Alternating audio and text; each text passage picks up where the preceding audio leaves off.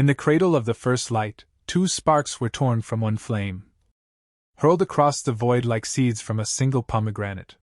They fell through nebulae, through the hush of unborn stars, and landed in separate skins. One in the ribcage of a boy who would learn to whistle thunder, one in the marrow of a girl who would dream in salt. He grew beneath a sky that forgot how to rain, learned to measure distance by the ache in his palms. She bloomed where the river swallowed its own name, her laughter a currency no market could weigh. Between them, continents, centuries, the slow grind of tectonic grief. At night he pressed his ear to the earth and heard her heartbeat, traveling through roots, through magma, through the iron core. A Morse code of almosts. She stood on cliffs and flung her voice into the wind, hoping it would braid itself into his hair across the ocean. They never met, yet every mirror showed the other's absence. His shadow lengthened at dusk to reach her silhouette, hers curled at dawn to cradle his phantom weight. The moon, impartial referee, kept their secrets in silver filings. He carved her name into a cedar that grew sideways, letters bleeding sap like slow apologies.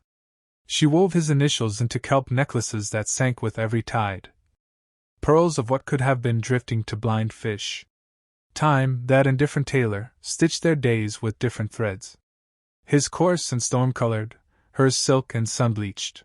He learned the grammar of lightning, conjugated verbs of fire. She spoke fluent choral, conjugated verbs of tide. Their alphabets overlapped in the middle distance, a single glyph meaning stay and go simultaneously. Once, during a blood moon, their dreams collided. He walked a desert of glass, she swam a sky of sand. They reached for each other across the impossible seam, fingertips brushing the membrane between worlds. The contact lasted one heartbeat. Then the membrane sealed like a healed wound. He woke with sand in his mouth and her name on his tongue. She woke with lightning in her veins and his scent in her hair. Both carried the bruise of almost touch for 7 years.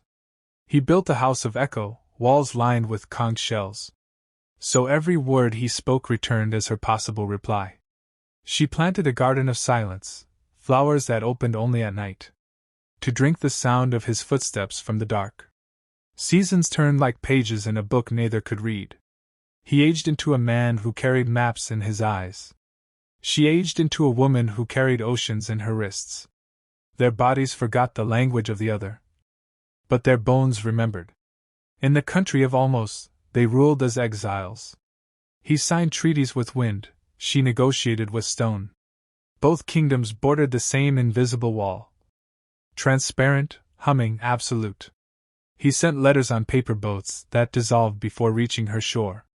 She sent messages in bottles that shattered on his cliffs.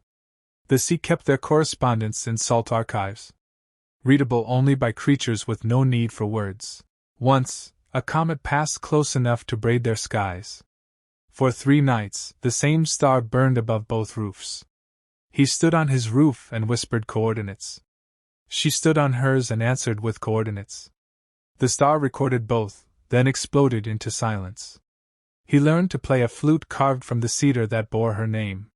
The notes arrived at her window as birds with broken wings. She learned to sing in a voice that turned rain into glass. The melody reached him as frost patterns on his windowpane.